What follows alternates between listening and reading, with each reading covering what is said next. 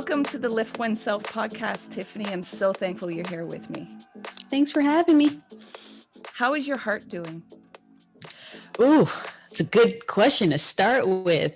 My heart right now is it's in a good place, better than it was in the beginning of the year. I feel very passionate about everything that I'm doing at this moment. And it's interesting because I thought you had to have like a very clear vision in order for you to move forward. And I've realized that as long as whatever's in front of me, I put my whole heart into and I feel passionate about, the path will continue to create itself. So that's where I'm at with my heart right now. I feel very full, but also just like reinvigorated and passionate about what I'm working on at this moment. What can you thank COVID for?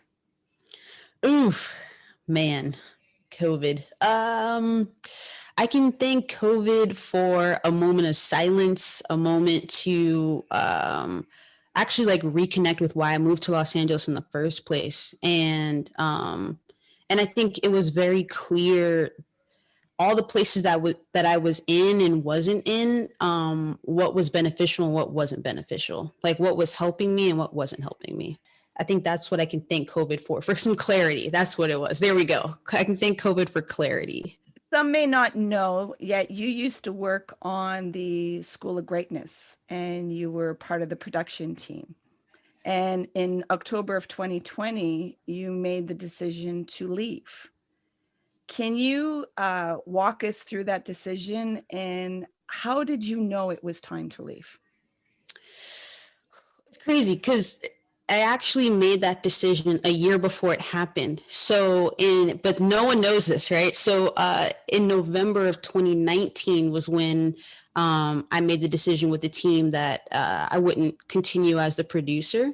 But I decided to stay to help transition the new person in, like greatness, how the video production looks, how the style looks. It was my baby for 4 years up until that point. And I didn't want to just even give like a 2 weeks notice and leave. Like I wanted to help whoever was going to come in and support after me. So it was actually November of 2019 that the decision was made, and October of 2020 is when everything kind of was like, okay, everyone is where they need to be. Everyone has what they need to have. And now it's time for me to go. And the original decision, I think, was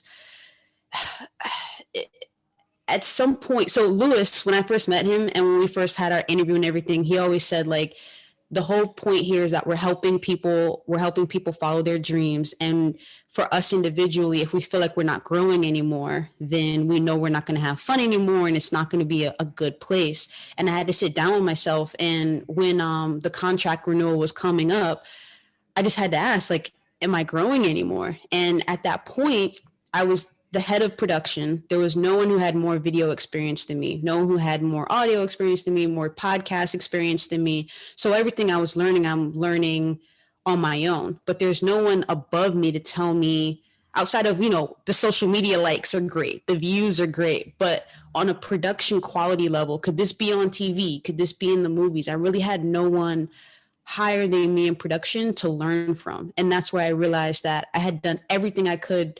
Vlogs, traveled with Lewis. I think I did everything you could possibly do. Masterminds, courses, online courses. Everything I think that people create in production, I've done with him.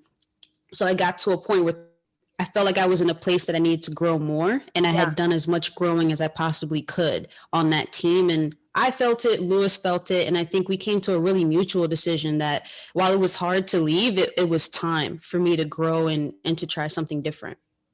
Was that difficult to leave, like a baby that you created that's still successful?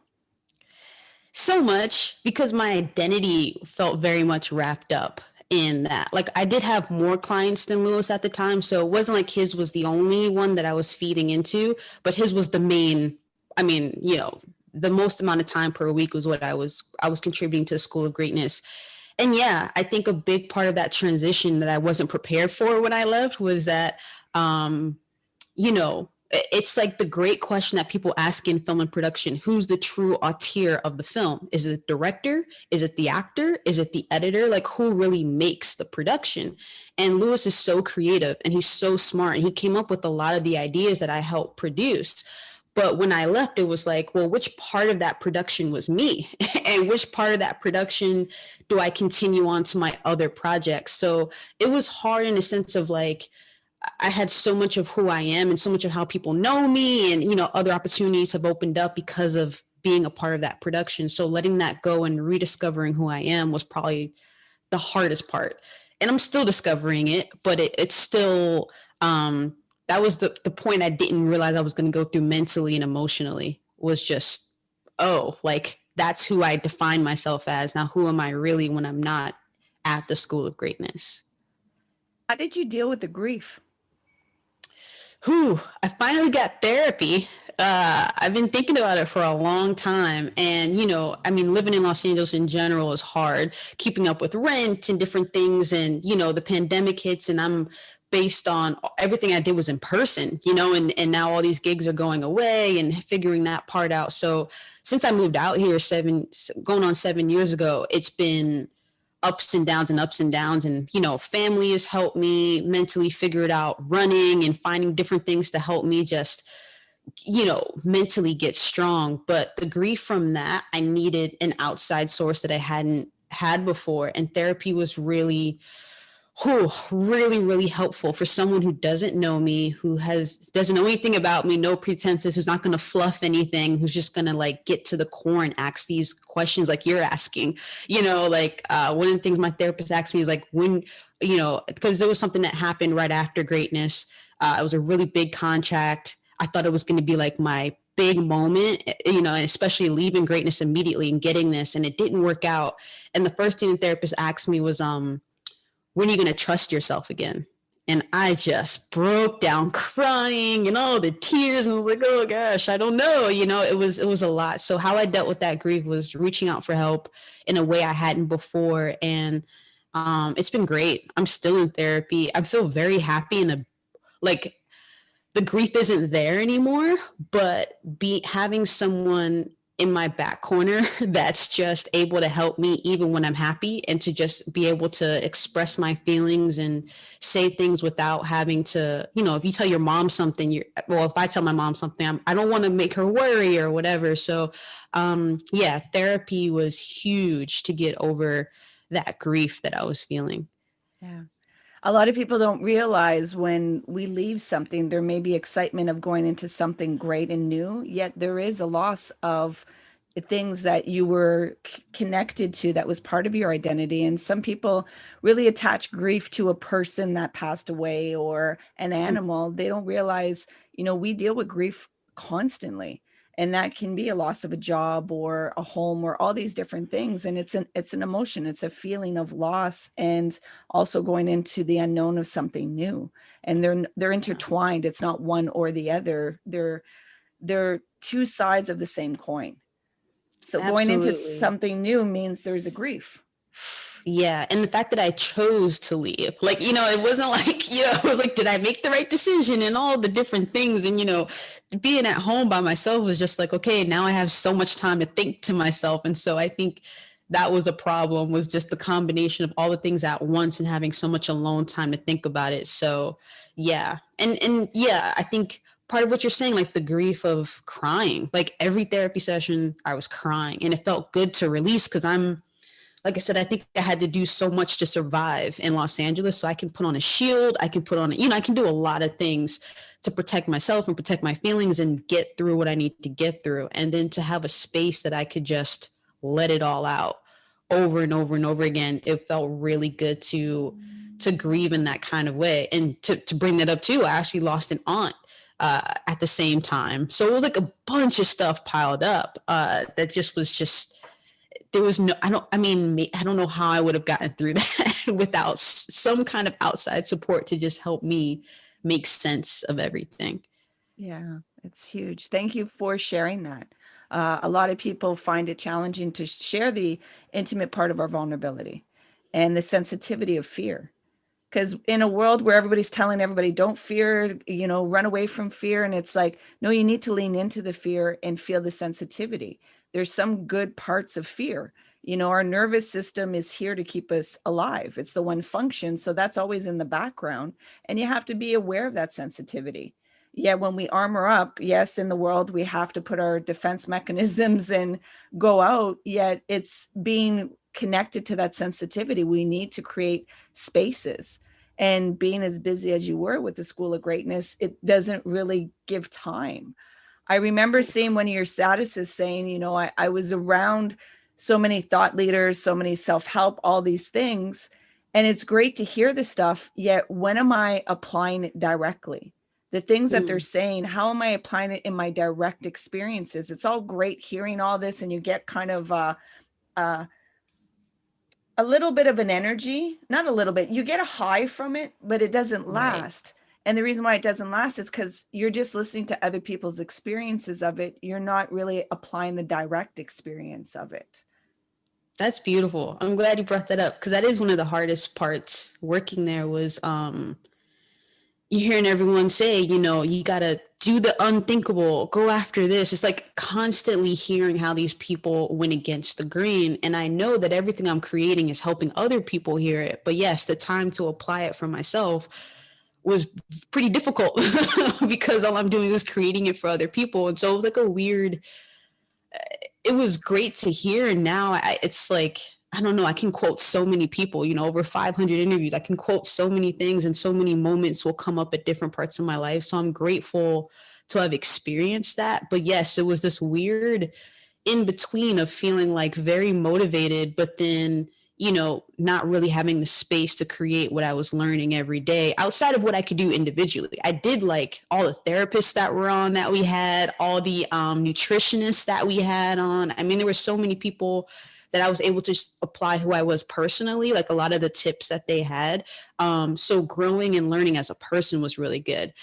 Business-wise and creatively, that's where it was like, oof, I got to kind of wait until it's my moment. But thank you for bringing that up. That's a good point. I think it's interesting when you're I think it's in the E-Myth, that book that talks about, the myth of being an entrepreneur. A lot of people think entrepreneurs work in their business, but entrepreneurs are supposed to work on their business. They have to be the visionary. They have to have time and space to think creatively on how to grow their business. But if they're in it every day, 9 to 5, 9 to 9, there's no space to really grow and to see something beyond what you're working on day after day after day. I'm going to have you do a reflection. So I'm going to ask you to think of those 500 interviews that you got to sit in. Okay. And from those 5 years, from those 500 interviews or plus, what are the 3 guests that inspired you, that impacted you, and why? 3 guests. Definitely Leslie Odom Jr. He did Hamilton. He was huge. I keep getting him confused with Lamar Odom, the basketball player. So I keep saying it wrong, but it's Leslie Odom. I quote his piece of his podcast all the time because he got a call. He was working in LA. His very first gig was Rent. So as soon as he got here, he was successful, and then nothing really came after that. And this moment from the podcast, I'll never forget. He was 6 years in Los Angeles. Nothing was really happening. He was going to go apply to be a hotel manager because he was just like, this is it. So he calls his agent and he lets him know what he's about to do. And his agent says, you can do that. You can quit. You can go, apply for this regular job. But I would really love for you to try first. And Leslie was like, what do you mean try first? Like, I've been out here 6 years. I've been working hard. And his manager was like, well, when people call you, you show up and you go 110% and you're amazing. But the phone didn't ring today. What did you do? Did you practice your craft? Did you go to acting classes? Did you, reach out to other people? Did you build relationships? And I could even feel the chills thinking about it. I remember like my whole body reacted to being in that room because it was a wake up call for me. Like, I keep waiting. And I think all of us do that. You wait for some big thing to happen. That's like the lottery, right? Going and buying the lottery ticket, waiting for your big break. But it's so much more of you putting the effort in, you reaching out to people, you building relationships, you posting on Instagram or Twitter, whatever, let people know you're working. And when the phone doesn't ring, what did I do today? I think about that all the time. When I don't have a gig today, if I'm not working today, what am I doing to work towards my dream, my goal? So that was one of the biggest ones for me. That's still like I think about all the time. Number 3, Tony Robbins' Jet. That was like February of 2016. I was only like a month into working on the School of Greatness. So I was super new, trying to figure out how to even film a podcast in the studio. But then we had to go on Tony Robbins' Jet, and I had to set up all the equipment and then break it all down really quickly. And that one really stood out to me because I did more than I thought I could with all the tension, and it wasn't tension in a bad way, but I had to be so rushed, and I had light kits, 3 cameras, mics, all the stuff to do, but I still pulled it off. And it's still one of the most watched interviews, and no one would know how much I struggled to get that interview done. But that one reminds me of how great I am, when I kind of like downplay what I am capable of. And the third one would be Chris Guillebeau. So Chris Guillebeau wrote this book called The Art of Nonconformity. And that was the first self-improvement book I read at my first production job in Florida, when I was 4 months into my production job, feeling like something wasn't right. You know, I graduated college, I have my bachelor's degree, I'm in production, I'm working hard, and I technically have everything I wanted. I have the production job, but something fell off. And I read The Art of Nonconformity and was like, oh, I need to move to Los Angeles. It led to me reading The Alchemist and all these different motivational books that had me see beyond what was right in front of me. And getting to meet him on the School of Greatness 2 years later or something, I think 2 years after I had read that book and made the move to Los Angeles, was the biggest full circle moment ever. And we ended up actually interviewing him 3 times. And then when he found out that I run, he's also a runner. And so now we're actually connected. And that was really cool for him to trust me with his phone number and everything, and to be able to be friends with the guy who inspired me to change my life 3 years ago by reading his book. That was probably one of the most still one of the most interesting moments, when I can kind of just text him and say, hey, how's everything going? And thanking him all the time for just creating that book. But The Art of Nonconformity was one of the moments that really changed me. So meeting him in the podcast I'll never forget that moment ever. So those are the 3 big moments and reasons why.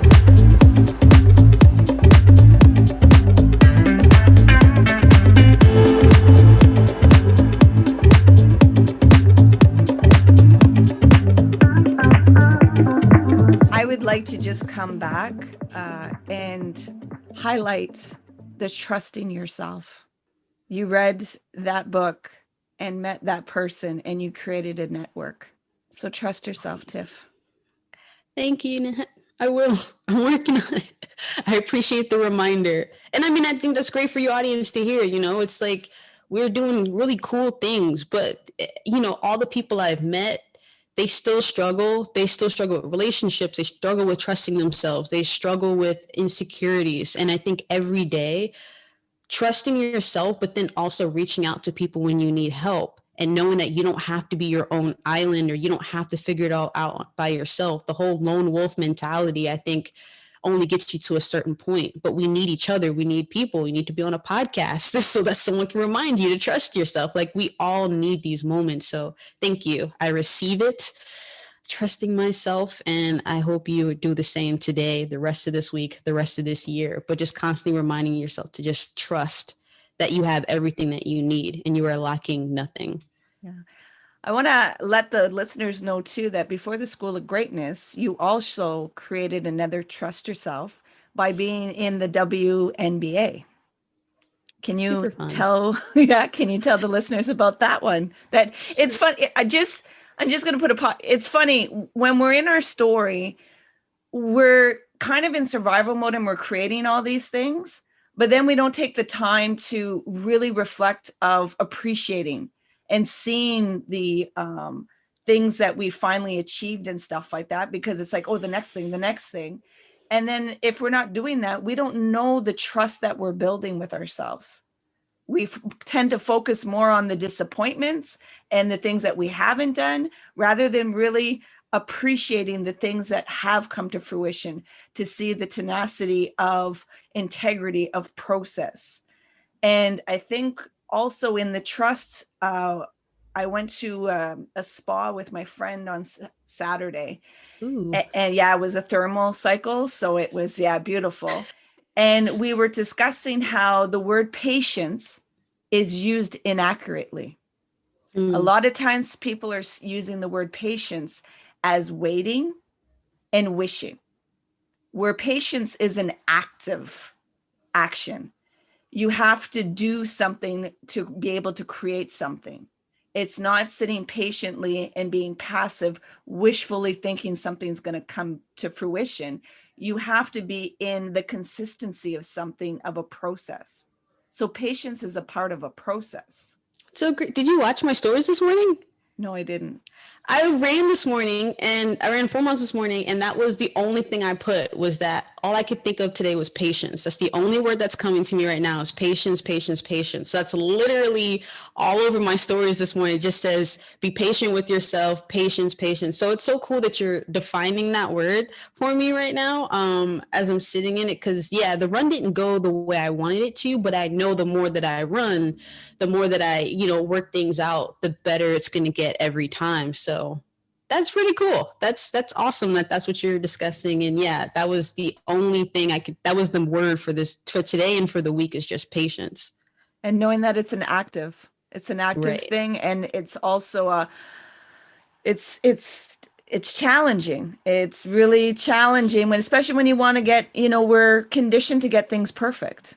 And we can be really harsh on ourselves when we're not achieving the way, or it's not our impulsivity. Because that's the thing with patience, impulsivity can over trump it. And it's like, no, no, no, no, wait. It still needs that process to go through. And there's things to learn, and everything there is learning. And thank you for saying that, because the things that I work within myself is that I know I'm a vessel. And when I connect more into that one self, that we're all connected, I speak into whatever that person needs, as well as myself. And so it just makes the world even more connected within us, that we're like, wait, did you hear? Like, how did you? But it's recognizing we're all in frequency. We're all in connection if we're open to receive the messages that we need, and also give to other people. It's all about giving and receiving. It's always great to be in the space of giving, yet we have to be in the space of receiving and acknowledging, like you said, when we need help, to lean on mentors, lean on community. Yet this title of independent is, I understand it for the autonomy, because you cannot have anybody else do your push-ups. You have to do them to reap the benefits. So a little bit of those 500 interviews you're seeing everybody doing their push-ups. It's like, oh, it's inspiring, yet you're not getting the true benefit of it, because you have to do your own push-ups. And Right. so that becomes confusing. Yet then it's like you said, I knew that I didn't have a mentor to pull me, stretch out my potential. Like it was only me against me. And you need that kind of sandpaper from somebody else to bring that friction, to see there's other layers in you, to see other reflections. So really, like, amazing self-awareness, and to Thank you. sit with that. That's huge. Not I many people would appreciate have that. that at your age too. Like, it's like I'm like, damn, if I would have had all this when I was your age, like my life would be a little different. Yet it's exactly the way it needs to Right. be. It's exactly where it needs to be. I mean, that's what I like about it. It's like self-awareness. I think that's the that's my goal. So when you say, being patient with yourself, it's an active, it's an adverb. It's like, it's active, you're moving it and all that stuff. But like, it's everything. It's like, when I do feel down, when I go through the grief, when I go through the high, when I go through the low, recognizing where it's coming from, having feedback is really important. But that's what I like. So how I can sort of keep moving forward when things don't feel good or when things whatever. It's just asking myself like, okay, what am I learning right now about me? What's the feedback that I'm getting? What's coming up for me right now? What am I feeling? Like, you know, when you ask me how my heart feels, it's like, what am I feeling in my body and why? Just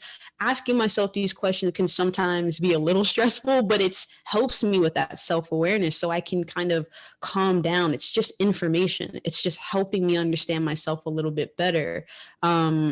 And that's like, hopefully if anyone hears anything in this podcast and you're like, what do I take away from this? Like giving yourself that space to learn more about who you are so that you can love yourself in the highs and in the lows and understand that happiness is only created by what we create internally, right? Exterior things are great. They're awesome.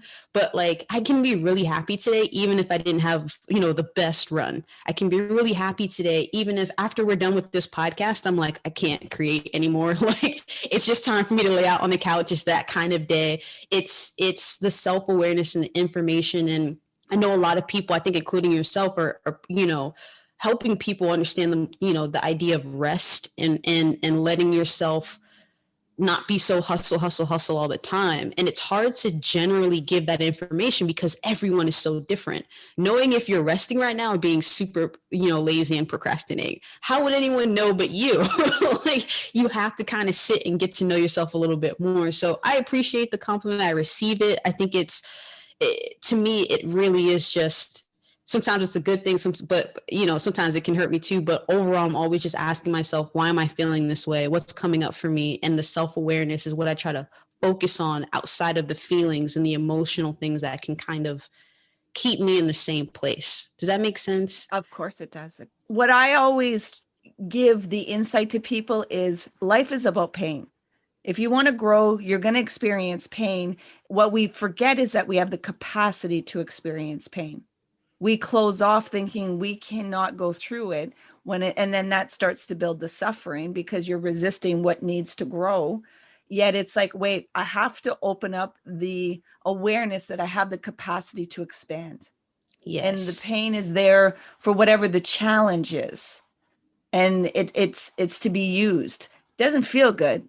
Ask any woman that has gone through labor pains. They're like, no good can come of this. Like, what are you talking about? Yet it's with everything in life. And we can fall asleep to that whenever pain gets ignited in us. And it's like, wait a minute. And it's like, wait. I got to remember I have the capacity. And like you said, we are multidimensional of, like I remind people, we're feeling bodies that think. So you have to be in touch of what you're feeling. And it's going to be a whole dynamic. You've mentioned happiness a lot of times. And I think that's what has people go into really highs and lows, because happiness for me is getting your way. And you're not always going to get your way in life. Yet you can have joy. You can have joy when your aunt passed away. Deep sadness, deep grief, yet there's a joy that I was blessed with this person in my experience, and I still get to carry her forward. It's to explain that to people. It's like, what? And it's like, yeah, you can have, it's not and or. Right. People don't realize that you can be more than one thing. At the same time. Yeah. And then you might look a little neurotic or maniac, yet it's like, yeah, this is exactly how you're supposed to be a human. You're supposed to feel, you're supposed to go up in the ebb and flows of things. And when you haven't felt for a very long time, it's a process to go through. So I thank you for taking the steps to go see a therapist, because what the whole thing about therapy is not for somebody to tell you, it's that they're helping you to make sense of it for yourself. Right. It's a reflection. It's like a mirror. She never tells me anything. She just asks me questions. Yeah. That's literally all it is. Just asking questions over and over again. And the perfectionist, in me that just wants to I sometimes come prepared. Like, I can't wait to tell everything that went right. And then she'll ask me that one question that I wasn't prepared for. I'm like, oh, she can see past me just trying to put on this facade. I think there was an interview, Dr. Margaret Rutherford we had on the School of Greatness. She calls it, she has a book called Perfectly Hidden Depression. And it's specifically made for people who, were A students in high school, were really good at showing up all the time and showing this, this level of everything is okay, and really good at masking things. And I love that book, and I love that interview that we did with her, because everything she was saying was like, oh yeah, I can put on a show when it's time to put on a show, of this sense of protection and everything. But I think that it's interesting when I meet new people who are like you, who can see past sometimes the facade and the surface and things, and ask those questions. And then just allow me to just open up and be real, but there's this pattern of wanting to show up a certain way. But yeah, I love that she just asks me questions, and yeah, and there's no judgment, there's no right answer. And that's one of my philosophies I try to remember, like there's no right or wrong in anything, but I always want to be right about something. It's that power struggle. It's that power, like, Trump won. It's a competitive two part. Right. We're all in competition. Right. Yeah. To come back to the WNBA. So that was 2015. Can you walk people through that experience and how that felt? Yes. So, I mean, back in 2005, when I was in high school, I wanted to, I played on the girls basketball team, and I was, I grew up playing basketball with my brothers and my dad, and it just was something it bonded us. It made us really happy. But I had this weird dream of playing in the WNBA, even though I sat on the bench most of the time in high school. Like, I really was not good. I showed up for practice. I did everything I needed to do, but I just, the way the coach described it, the way the team described it, I just wasn't aggressive enough to like attack the hoop, to, play aggressively or whatever. Like I didn't like it because they always called me scared, so it was like a very weird high school experience of someone constantly telling you that you're afraid all the time. But like I said, I went to college, all that stuff, fast forwarding past that, moved to Los Angeles. And I moved here with my cousin, and she became the vice president of the Los Angeles Sparks out here in the WNBA. And when I first moved out here, I just did everything I possibly could. I worked a lot of different gigs. I did a lot of different things. And one day she came home with some videos she shot on her phone and said, hey, I have this pitch I want to make to my boss. Can you edit these and just kind of make it look a little bit nicer so that she can see what I'm trying to do? I got nothing to do. I spend 5 hours downloading a bunch of B-roll from YouTube that I could find on the WNBA Sparks, LA Sparks, and put together just like these, as much as I could, these nice looking videos with the phone footage.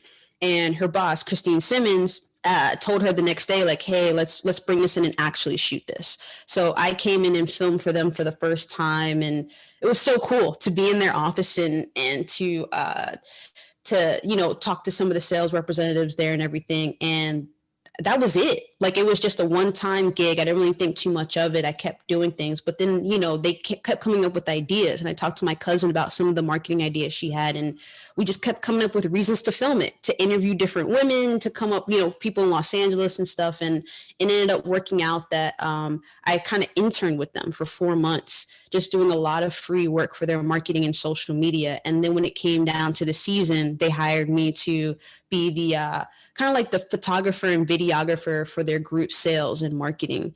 And it was another full circle moment of like, as soon as I told my mom that I got the contract, I sent her a picture with me and the LA Sparks logo in the background. She immediately sends me a photo that we had made when I was 16 on a vision board that says I'll play in the WNBA on a big basketball, a bunch of stuff about basketball and everything. And so she had that ready to go and sent that over to me. That, was something that when we first made, so we had never made vision boards before, but at 16, my mom just had us all do it, cut out pictures in the magazine. And she had that just ready to go and showed me that I had already said it was going to happen and I had, made it happen. And it's still something that's sort of hard to believe, because like I said, high school was hard because I felt like not only did I not feel good enough to the team, but it was just this constant reinforcement that I wasn't good enough.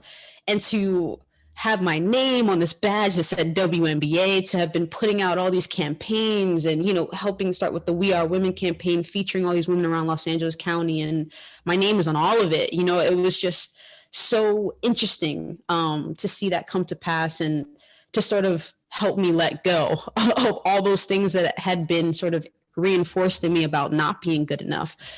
And yeah, kind of proving to other people, but really proving to myself, like you said, trusting myself that I could do these things. And it wasn't the way I thought it was going to happen, but it still happened anyway. How did you leave there? What made you leave there? The WNBA? Yeah. Well, it was more so contracted. So Okay. everything I mean, it's been 7 years. I have not been an employee anywhere Oh, since I've been nice. out in Los Angeles. Everything has been as a freelancer. So once the season was over, it was crazy because I was trying to renew my contract at the same time that someone emailed me that Lewis Howes was needed a full-time videographer. So the contract for the next season, I was waiting, and it was just taking some time. I put that in for him and got signed with him, and it just worked out that I was able to start working with the School of Greatness. So I went straight from the WNBA to Lewis Howes. Two big That's kind of how it highs. worked out. Two very, very big highs. And it didn't really stop from there. That was the crazy thing, moving to LA with no possible idea of what was going to happen. But I'm very grateful. I met really kind people who put me into a lot of different things. Like Debbie Allen, I was a part of a commercial. I did a commercial with her where she directed it, Debbie Allen, and like a Michelle Williams music video. And, it was just different things that ended up happening. A UCLA documentary, like people would just kind of bring me in to a lot of fun things. And that's what they say when you talk about doing things yourself. Like I couldn't get myself these gigs, so I had to show up and be here and be in Los Angeles. But after that, it was going to be the kindness of others taking a chance on me and letting me come and help. And yeah, so it's been a bit of a roller coaster, but a lot of people have taken chances on me and just let me come and create, and it's worked out. And trusting myself too, that I do have the kindness and the skill set to be able to keep up even when things pop up that I didn't know how to do. Like I didn't know how to film a 3-camera interview when I got hired for the School of Greatness, but I figured it out. And my early interviews are like hard for me to watch, but now it's, you look at any of the new interviews, beautiful set, beautiful lighting, all the things that we grew into. Yeah, it's been a lot of highs. And I think that was the other part of grief in a weird way, was that I was only going up. And then when I just kind of was like, I'm just going to change everything.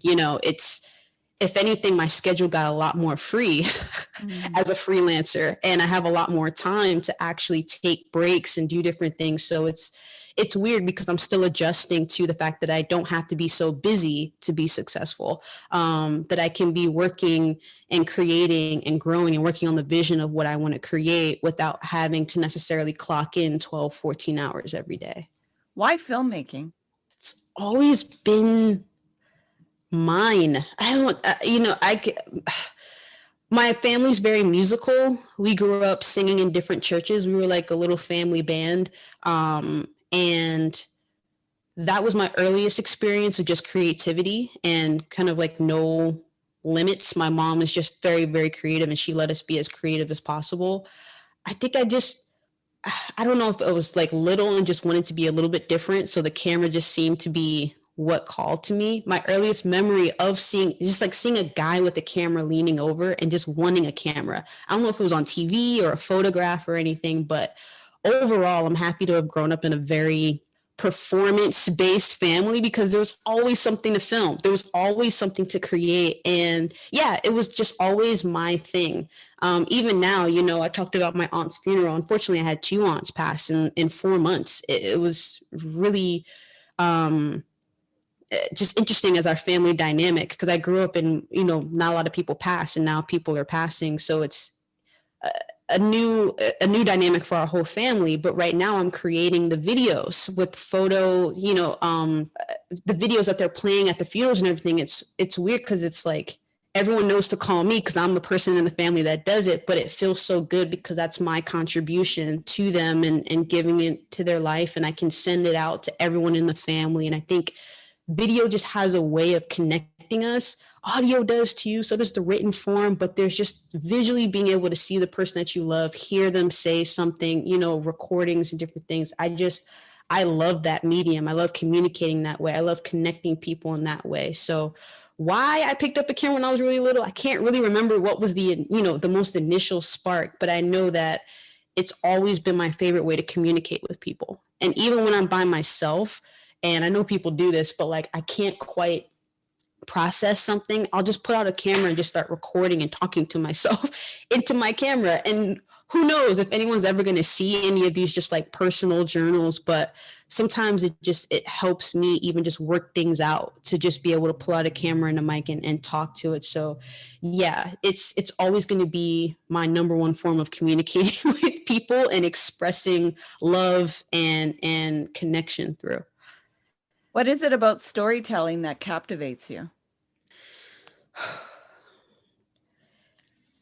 I think it's an interesting challenge to be able to communicate how you feel to someone else through video in particular. Like I think about the School of Greatness and all the videos that I created. Think about the campaigns that I helped the WNBA create.